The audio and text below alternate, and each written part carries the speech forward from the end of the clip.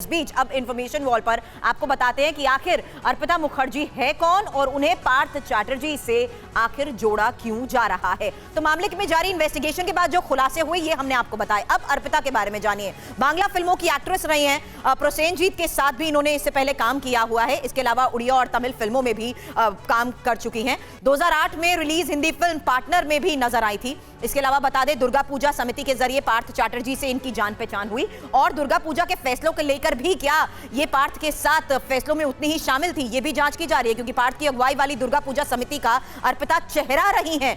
इनकी क्या भूमिका रही है, किस तरीके का रोल इनका डिसीजन मेकिंग में रहा है, यह भी जांच की जा रही है। और अर्पिता के घर पर जब छापा पड़ा तो शुभेंदु अधिकारी ने इसकी कई तस्वीरें भी पोस्ट की हैं पढ़ने के बाद, और शुभेंदु ने तस्वीरों के जरिए पार्थ और अर्पिता की करीबी भी दर्शाई है। उन तस्वीरों के जरिए सवाल उठाए हैं। अब पार्थ के साथ राजनीतिक कैंपेन में भी कई बार अर्पिता नजर आ चुकी हैं, इसलिए सवाल उठ रहे हैं और अर्पिता को पार्थ का कानूनी सलाहकार भी बताया जा रहा है। इसके अलावा ये जान लीजिए कि किस तरीके से ये बड़ी वजह रही हैं जो अर्पिता मुखर्जी भी सवालों के घेरे में आ चुकी हैं। और बड़ा खुलासा, उनके घर से बरामद किया गया कैश, करोड़ों का ये कैश, इसलिए उनकी भूमिका को देखते हुए भी आगे की जांच की जा रही है। मेरा सवाल आनंद सर आपसे है, आनंद माधव सर, इस बीच ये मैं दोबारा पूछना चाहूंगी, क्या आपको वाकई लगता है कि ये सब कुछ, ये सारी लड़ाई राजनीतिक तौर पर जारी है, या वाकई अब ये करप्शन के खिलाफ एक बड़ा मामला सामने आ चुका है जिसमें कई बड़े कद के मंत्रियों की भूमिका अब सवालों के घेरे में है? तो जवाब तो देना ही होगा।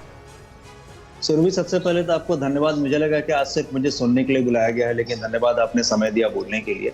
पहली बात तो मैं आपको ये कहना चाहूंगा कि दोषी जो भी हैं, जांच हो रही है उसके खिलाफ, और जो भी भ्रष्टाचारी हैं उनको निश्चित रूप से सजा मिलनी चाहिए पूरी जांच के उपरांत। लेकिन एक प्रश्न मेरा ये भी है कि ये टारगेटेड क्यों, मतलब इस तरह से जो टारगेटेड करके जो छापे हो रहे हैं। अभी भी हमारे एक बंधु ने बताया कि 700 करोड़ का कहीं छापा पड़ने वाला था और वो फोन के कारण वहां रुक गया। तो ये भी लोगों के सामने बिल्कुल स्पष्ट होना चाहिए, ट्रांसपेरेंसी होनी चाहिए इसमें। आपको जानकारी है कि व्यापम घोटाला अब एक मिस्ट्री बन चुका है। दूसरी बात आप ये देखिए कि जो अवैध बार और अवैध शराब के लाइसेंस वाला मामला आया, इस पे कहीं कोई चर्चा नहीं हुई। तो इस तरह से ना टारगेटेड बहस होना चाहिए और नहीं इस तरह से टारगेटेड। लेकिन आनंद माधव जी, क्या आप ये नहीं जानते हैं या नहीं मानते कि पश्चिम बंगाल में शिक्षक भर्ती घोटाला हुआ है, और अगर ऐसा घोटाला हुआ है तो तत्कालीन शिक्षा मंत्री की जवाबदेही है, जांच होनी चाहिए। मैंने स्पष्ट रूप से सुरभि जी कहा कि घोटाला हुआ है तो उसका जांच हो रहा है, और जांच होने के बाद जो भी दोषी हैं उनको सजा मिलनी चाहिए, बिल्कुल मिलनी चाहिए। भ्रष्टाचारियों को संरक्षण देने के पक्ष में कांग्रेस कभी नहीं है। लेकिन हमारा एक सवाल ये भी है कि इस तरह से टारगेटेड क्यों?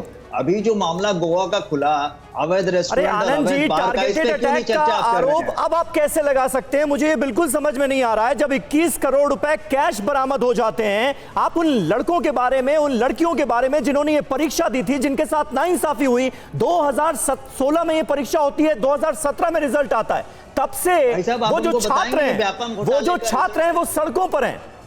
एक बार भी आप लोग उनके बारे में नहीं सोच रहे।